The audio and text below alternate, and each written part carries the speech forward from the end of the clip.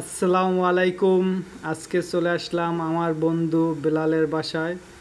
বেলাল তার নিজ বাসার পুকুর থেকে বড় বড় কিছু তেলাপিয়া মাছ ধরেছে, সাথে মুরগিও আসছে, দুটোই ফ্রাই করেছে।